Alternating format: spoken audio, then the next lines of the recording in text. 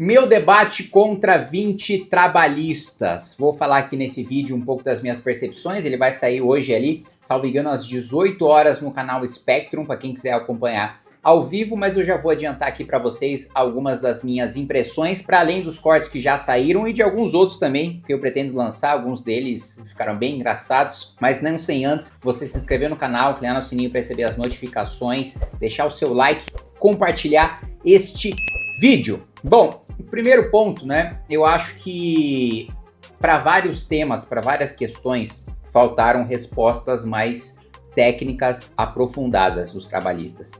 E eu vou confessar uma coisa para vocês, tá?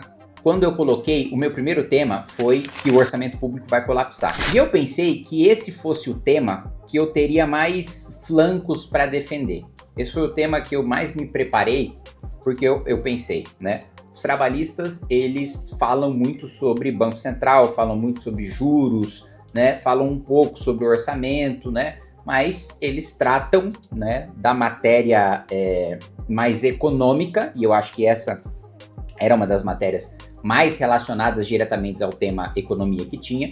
Então, eles vão vir com várias armas diferentes para atacar vários flancos diferentes, e eu estava especialmente preparado para discursos populistas, que eu acho que são aqueles, digamos assim, mais afiados contra medidas de austeridade fiscal, porque, de fato, no grande debate, para o público em geral, é impopular você defender a austeridade, e o que existe de mais popular é você fazer um discurso populista. Falar, olha, não precisa cortar nada, é só a gente continuar gastando, é só a gente continuar imprimindo dinheiro, não precisa ter prioridade, porque é só a gente gastar mais com tudo, é mais saúde, mais segurança, mais educação, se você quer fazer qualquer corte é porque você odeia aquela área, porque você quer que o pobre morra e tal.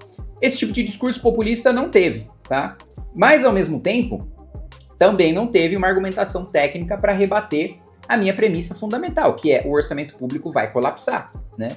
E quando eu digo que o orçamento público vai colapsar, é por quê? Porque a gente tem, já falei várias vezes, a gente tem um orçamento, né, com despesas obrigatórias, e essas despesas obrigatórias, pelo próprio texto constitucional, elas vão ultrapassar as discricionárias. Então, a quantidade de dinheiro que o governo é obrigado pela Constituição a gastar vai ultrapassar 100% do orçamento, o que significa que o governo não vai ter dinheiro para pagar as despesas obrigatórias e que não vai mais sobrar nada de discricionário. Discricionário é onde está o investimento, né? É onde se faz obra de infraestrutura, é onde se compra equipamento, viatura, é onde se constrói novos prédios de qualquer instituições públicas, né? E muitos dos programas, né? Minha Casa Minha Vida, CAPS, NPq, Farmácia Popular, vários deles estão no orçamento discricionário, vão acabar se a gente não resolver esse problema. E eu tenho uma solução que é uma solução amarga de ajuste fiscal. Eles não apresentaram nenhuma solução. Aliás, a maioria deles eu senti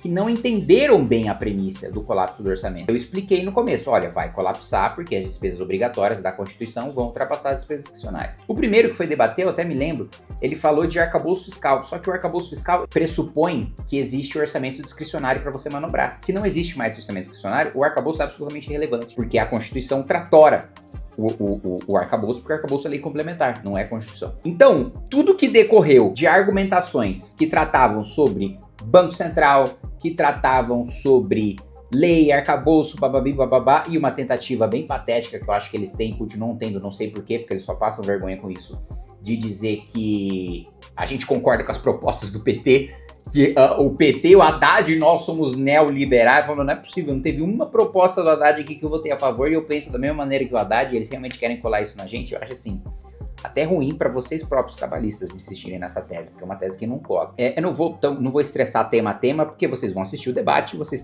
vão ter suas próprias opiniões. No começo, eles estavam bem malandrinhos, né? Que era o seguinte, eles tinham uma estratégia de ir uma pessoa, né? Aí a pessoa falava, quando eu ia responder, todo mundo levantava a bandeira para que a pessoa que vomitou coisas em cima de mim fosse embora.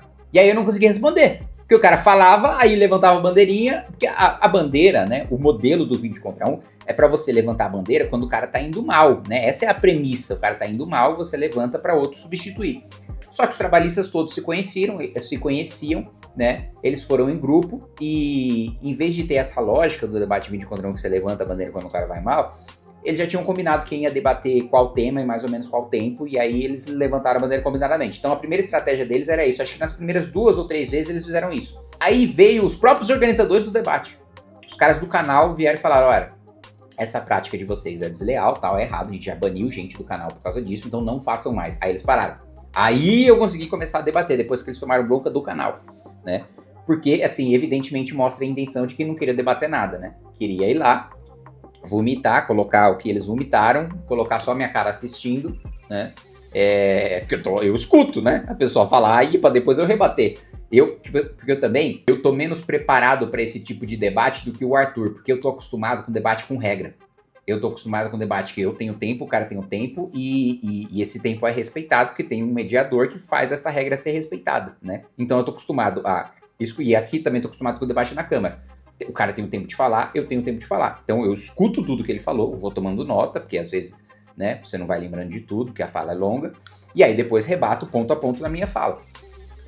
No debate 20 contra 1, você precisa ter a malandragem de interromper o outro e de perceber quando a galera começou a levantar a bandeira, porque aí você precisa, muitas vezes, não só interromper o cara, mas acelerar o que você tá falando e falar por cima do cara para conseguir rebater, senão você não consegue. Não é a regra, o cara expõe tudo que ele tem para falar, você expõe tudo que tem para falar, rebatendo ponto a ponto, que é o que eu tô acostumado, né? E aí eles tinham essa tática aproveitando essa regra do debate, que basicamente faria com que não tivesse debate, né? Se todo mundo chegasse, falasse, levantasse a bandeira, eu não ia falar. E essa foi uma estratégia que depois que, enfim, deram bronca e tal, ainda dava para manter essa estratégia no final. Por quê? Quando sobra pouco tempo, né? Que foi o que o Tamir fez das 2 primeiras vezes que ele sentou lá para debater comigo. Ele sentava faltando 1 minuto e 30 segundos. Aí ele falava a maior parte do tempo, eu escutava. Aí quando eu começava a responder, ele ficava interrompendo. Aí eu não conseguia responder, né? E aí ele saía com o corte dele, por isso que eu chamei ele de Rios da Silva, né? Lá vem alguém fazer corte.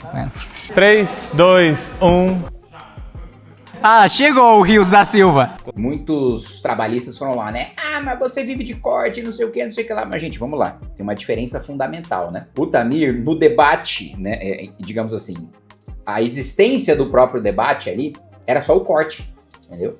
Não é como se tivesse um debate, que eu tivesse a capacidade de assistir na íntegra, e aí um falou e o outro falou. Não, ele foi especificamente nessas 2 primeiras interações só para falar e me interromper enquanto eu falava, para fazer o corte dele, né? Uma coisa é você participar de um debate e aí você faz o seu corte, né? Obviamente mantendo a lealdade do corte de não distorcer o que o outro fala, etc. Isso nós fazemos, é do jogo.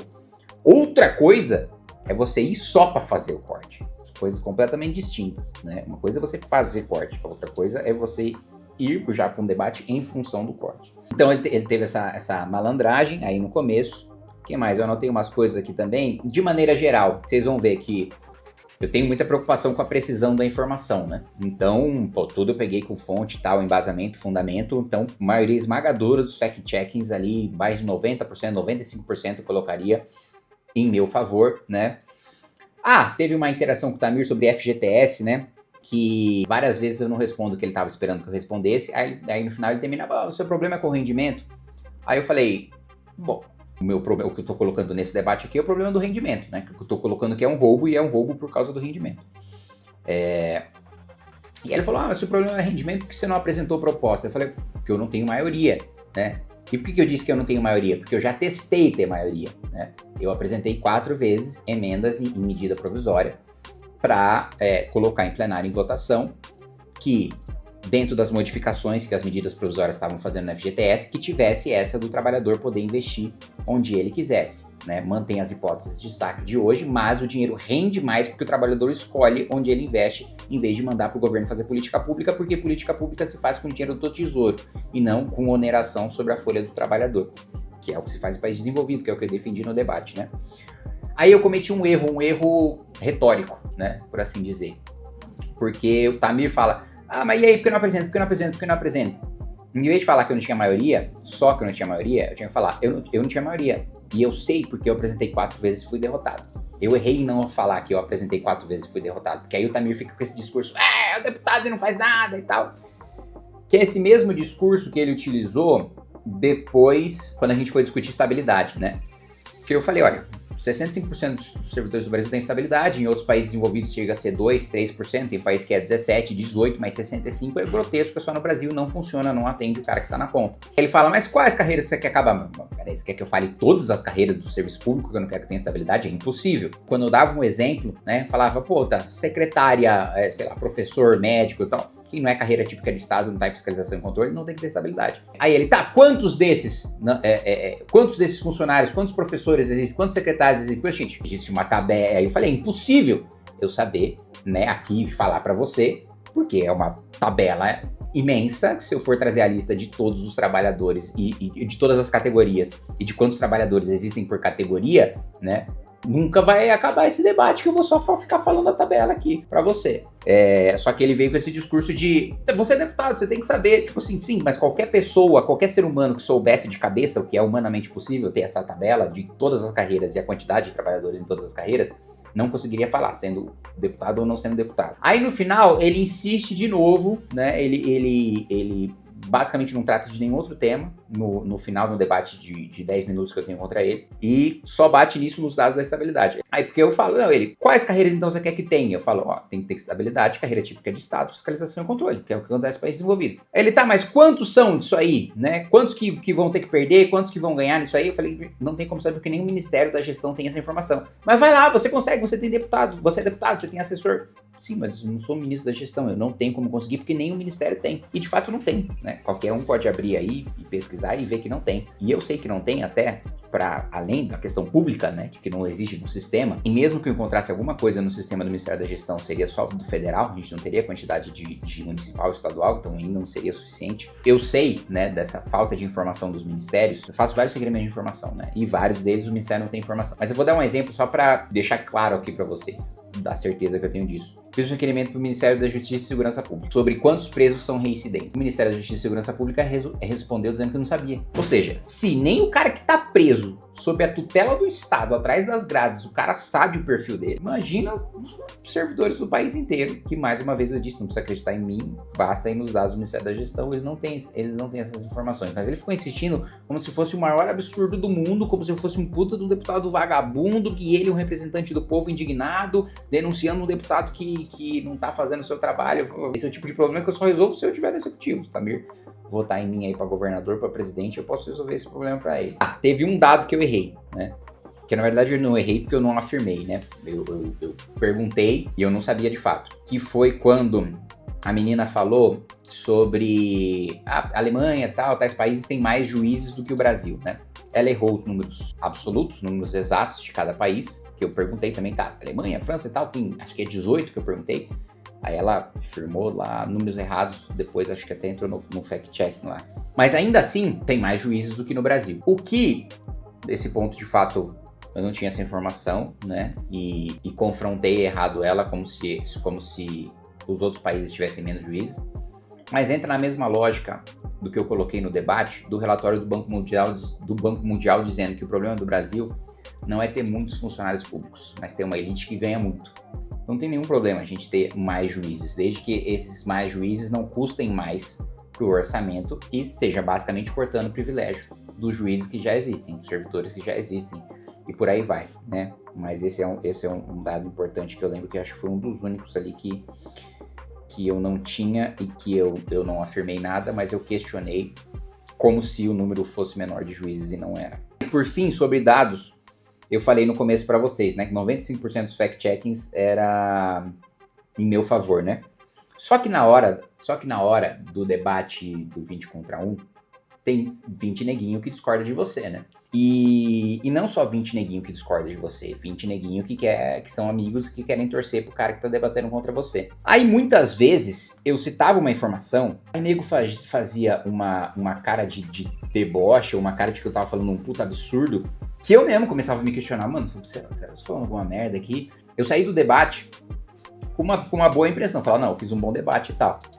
Mas com dúvida, tipo, cara, será que aquela informação que eu falei tava certa mesmo? Porque era, mano, nem começava eu falava uma informação, a galera começava a gargalhar, eu começava a falar uma puta cara tipo, putz, agora ele se cagou. Porque assim, quando eu tô assistindo um debate e eu vejo que tem uma informação muito errada, eu tenho uma reação de que a informação, eu falo, pô, até o cara se cagou. Nossa. Ou quando é uma informação errada muito absurda, é natural eu rir. Só que eles não, eles têm uma reação só pra fazer parecer que você tá errado. E te gera uma insegurança ali dos dados que você tá citando, né? Mas aí eu vi o fact-checking do debate todo, eu falei, não, graças a Deus, né, porra, do jeito que eles estavam zoando lá, parecia que, caralho, sei lá, 40% dos dados que eu citei tava errado, e tipo, 95% tava certo. De cabeça eu só me lembro do número de juízes, né? Então é isso. Depois me deem o feedback de vocês, voltem para esse vídeo depois que vocês assistiram o debate, para vocês me dizerem, para vocês me dizerem, tá certo? Olha, eu acabei de falar de dúvidas que colocam na minha cabeça, fiquei em dúvida, para vocês me dizerem o que vocês acharam do debate. Depois do debate, eu vou postar catado do que eu considero melhores momentos. Então, terminou lá a live do Spectrum, eu vou dar uma enxugada ali para mim dos melhores momentos, porque tem momentos que não tem muita substância, o que é muito chato, então fazer um catadão dos melhores momentos, publicar aqui no canal aqui também, mas de todo modo, quando eu estiver tendo a live do Spectrum, voltem aqui para esse vídeo para falar, enquanto vocês estiverem assistindo ao vivo, o que vocês acharam de cada parte, beleza? Valeu!